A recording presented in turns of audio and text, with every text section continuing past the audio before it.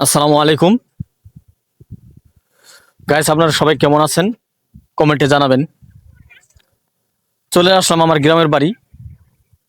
গ্রামে নদীর ধারে আসলাম। অনেক শীতের মধ্য দিয়ে আজ হঠাৎ করে একটু রোদ উঠেছে। যা হোক, আলহামদুলিল্লাহ, আমার গ্রামের বাড়ি অনেক সৌন্দর্যময় একটা দৃশ্য। নদী এবং প্রাকৃতিক অনেক সৌন্দর্য। আসলে গ্রামের যে দৃশ্যগুলা মনকে কাড়িয়ে নেয়, বারবার ছুটে যায় সেই গ্রামের দিকে। অনেক সুন্দর দৃশ্য। সবাই